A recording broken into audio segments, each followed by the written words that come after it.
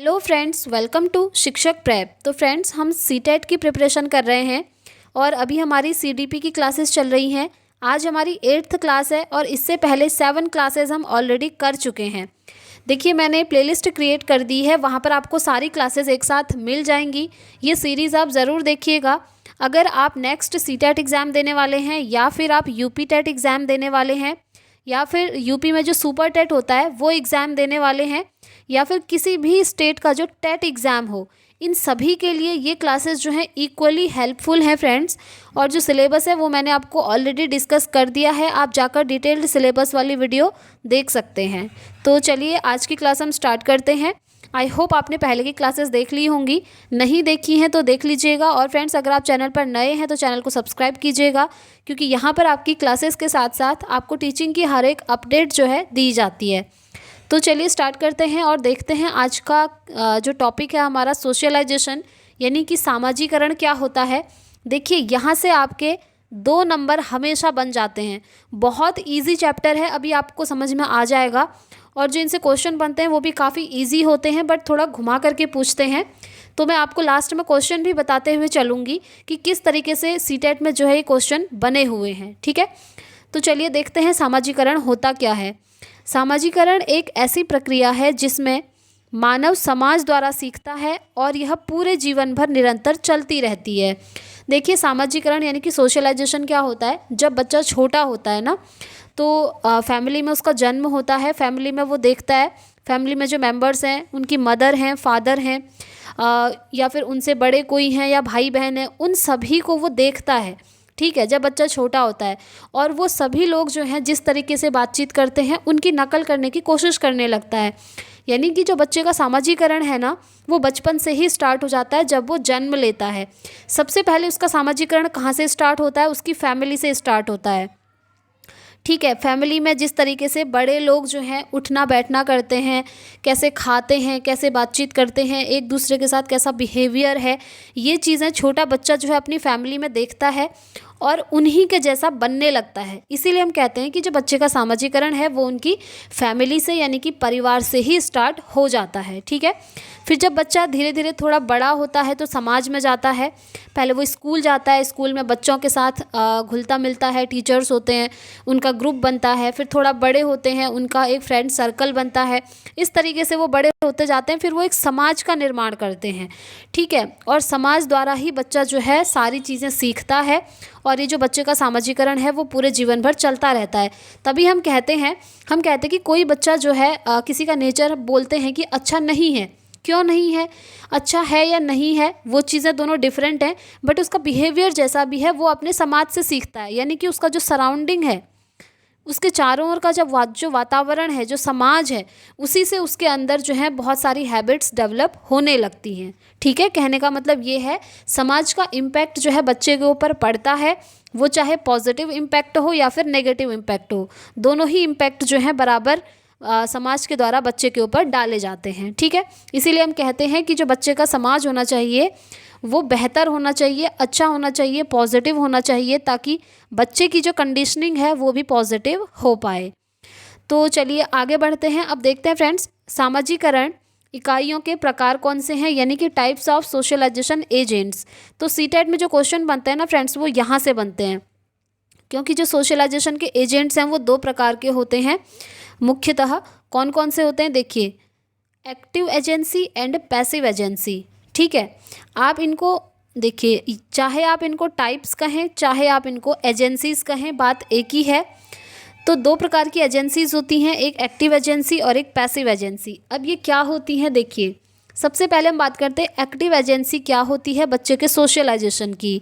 तो देखिए, एक्टिव यानी कि सक्रिय एजेंसी, जहाँ बच्चा सक्रिय होता है तथा बच्चे पर सीधा सीधा प्रभाव पड़ता है। एक्टिव एजेंसी बेसिकली वो एजेंसी होती है जहाँ पर बच्चा खुद से एक्टिव होता है, खुद से सक्रिय होता है, खुद से बातचीत कर सकता है, बॉडी मूवमेंट कर सकता है।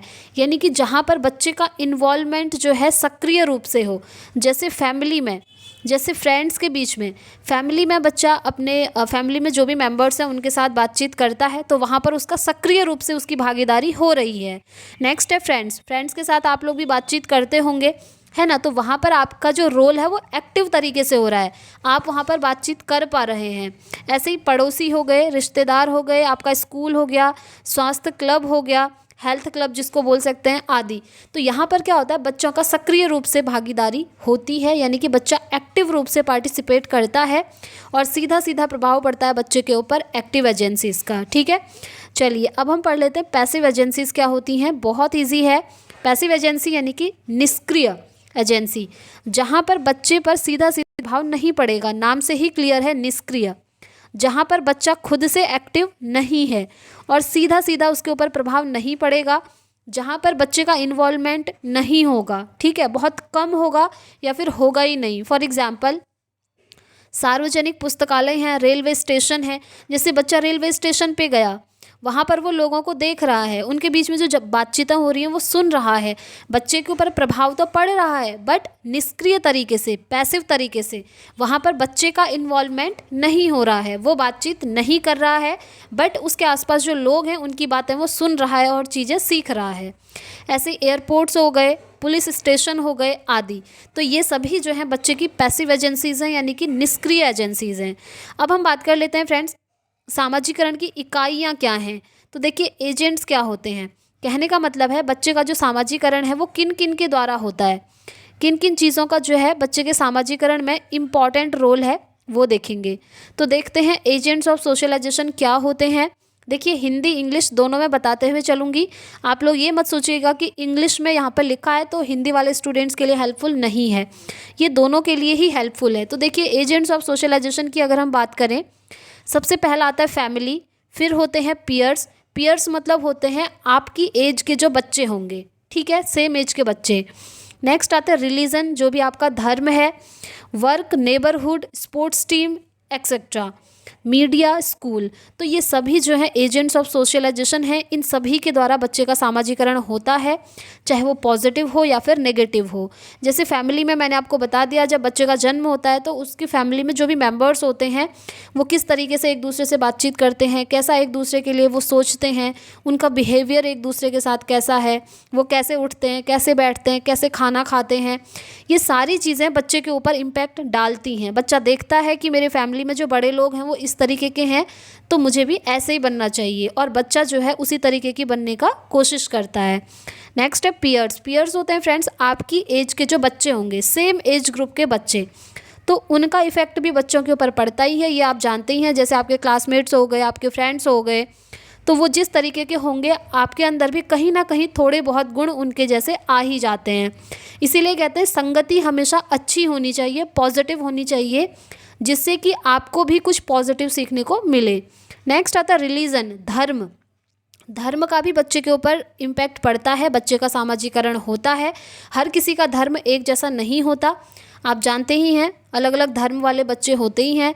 वर्क है, नेबरहुड है, स्पोर्ट्स टीम्स हैं एक्सेट्रा, यानी कि आप जो काम कर रहे हैं, जो वर्क कर रहे हैं, और साथ ही साथ जो आपके नेबरहुड हैं, ठीक है, आपके पड़ोसी होंगे, स्पोर्ट्स टीम होंगे एक्सेट्रा, यहाँ भी आपका इन्वॉल्वमेंट होगा। और आप देखेंगे ये लोग जिस तरीके के हैं इनके गुण आपके अंदर भी आएंगे और ऐसे ही आपका सामाजिकरण होगा इनकी तरह, ठीक है, सोशलाइजेशन।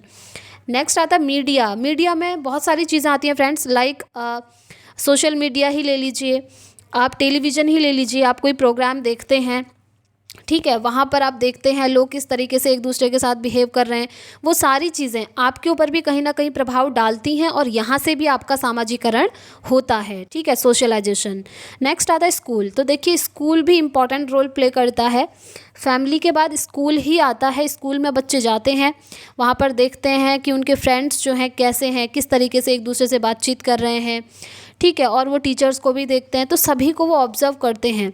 ऑब्ज़र्व करने के बाद क्या होता है, यहाँ पर बच्चे का सामाजिकरण होता है।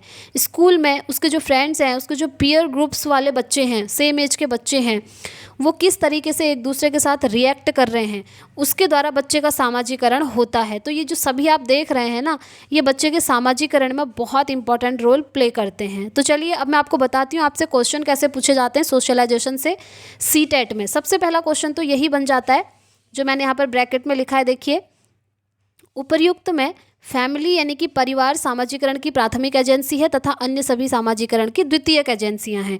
तो आपको याद रखना है, ये क्वेश्चन सीटेट में मोस्टली बनता ही है कि बच्चे के सामाजिकरण की प्राथमिक एजेंसी कौन सी होती है। तो प्राथमिक एजेंसी होती है फैमिली यानी कि परिवार, और ये मैंने आपको एक्सप्लेन भी कर दिया है।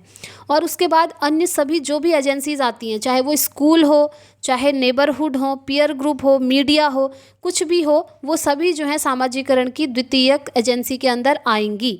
ठीक है, द्वितीयक, तृतीयक, उसके बाद बहुत सारी होती हैं। तो जो मेनली है प्राथमिक एजेंसी वो फैमिली है, वो आपको याद रखना है। और मेनली द्वितीयक एजेंसी किनको माना जाता है वो भी मैं बता देती हूँ। द्वितीयक एजेंसी मोस्टली स्कूल और जो आपके पड़ोसी होते हैं नेबरहुड, उनको माना जाता है। ठीक है, द्वितीयक एजेंसियां, पर प्राथमिक एजेंसी हमेशा बच्चे का परिवार रहेगा। ये क्वेश्चन सीटेट में बहुत बार बना है, आप याद रखेंगे। नेक्स्ट है फ्रेंड्स, एक शिक्षक के रूप में कैमरामैन की जगह कैमरा पर्सन वर्ड का यूज़ करना चाहिए, ऐसा क्यों? देखिए, आपने मोस्टली देखा होगा बहुत सारे लोग बोलते हैं कैमरामैन, उन्हें जो है एज अ टीचर आपने ऐसा नहीं करना है। अगर आप करते हैं तो क्या होगा, बच्चों के ऊपर सही चीज़ का असर नहीं पड़ेगा। क्यों? क्योंकि आप जो भाषा प्रयोग कर रहे हैं उसमें जेंडर पैरिटी नहीं है, यानी कि लिंग समता नहीं है, लैंगिक समता होना ज़रूरी है। आपको कैमरामैन नहीं बोलना है, एज अ टीचर आपने बच्चों से कहना है camera person. Camera person is the right word, और चेयरमैन की जगह पर चेयर पर्सन वर्ड यूज़ करना है। क्यों? आप एक बात बताइए, कैमरा मैन हम बोलते हैं, क्या कैमरा वुमन नहीं हो सकती? हो सकती हैं। हम बोलते हैं चेयरमैन, चेयर वुमेन भी तो हो सकती हैं, है ना। तो आपको जो है लिंग समता से संबंधित भाषा प्रयोग करनी है। आपको बोलना है कैमरा पर्सन, चेयर पर्सन। इस तरीके के वर्ड जब टीचर बोलेंगे तभी तो बच्चे सीखेंगे। अब टीचर खुद ही जो है जेंडर बायसनेस दिखाएंगे, यानी कि लैंगिक भेदभाव, लड़का और लड़की में जो भेदभाव होता है वो अगर टीचर ही दिखाने लगेंगे तो बच्चों के ऊपर तो उसका इम्पैक्ट पड़ेगा ही। तो इसीलिए एज अ टीचर आपको जो शब्द बोलने हैं उनमें लैंगिक समता होनी चाहिए। ठीक है, चलिए आगे बढ़ते हैं। उसके बाद देखिए कुछ इंपॉर्टेंट चीज़ें और हैं मैंने लिखी हैं। ये भी सीटेट में पूछा जाता है कि man is a social being, ये किसने कहा है? तो आप नाम याद रखेंगे फ्रेंड्स, ये कहा है एरिस्टोटल ने। एरिस्टोटल को हिंदी में हम अरस्तू कह देते हैं। ठीक है, तो हिंदी मीडियम वाले स्टूडेंट्स कंफ्यूज ना हो, ये एरिस्टोटल अरस्तू ही हैं जो कहते हैं कि मनुष्य एक सामाजिक प्राणी है, सोशल बीइंग है। ठीक, तो जो जेंडर बायसनेस वाला कॉन्सेप्ट है ना फ्रेंड्स, ये वाला लड़का और लड़कियों में भेदभाव, ये चैप्टर हम नेक्स्ट वीडियो में कवर करेंगे। यहाँ पर आपको एग्जाम्पल समझना है। और हाँ, आज तक अगर आप भी इन वर्ड का यूज़ करते थे तो अब ये वर्ड यूज़ करना छोड़ दीजिए। आप भी कैमरा मैन की जगह कैमरा पर्सन बोलना स्टार्ट कीजिए, चेयरमैन की जगह चेयर पर्सन बोलना स्टार्ट कीजिए। ठीक है, ऐसे बहुत सारे वर्ड्स होते हैं। अब यहाँ पर देखिए मेल को इंडिकेट किया गया है। मेल को इंडिकेट क्यों करना है? मेल और फीमेल सेम है ना, इसीलिए पर्सन वर्ड का यूज़ करना है। ठीक हो गया। आई होप फ्रेंड्स ये चैप्टर आपको पूरा समझ में आ गया होगा। यहाँ पर ये चैप्टर कंप्लीट होता है और सीटेट में जो क्वेश्चन बनते हैं वो मैंने आपको बता ही दिए। एक ये एजेंसी से क्वेश्चन बन जाता है, प्राथमिक एजेंसी बच्चे के सोशलाइजेशन की, और दूसरा यहाँ पर जो एक्टिव और पैसिव एजेंसीज है यहाँ से भी क्वेश्चन बन जाता है। तो ये जो क्लास है फ्रेंड्स यहाँ पर समाप्त होती है। आई होप आपको वीडियो पसंद आया होगा।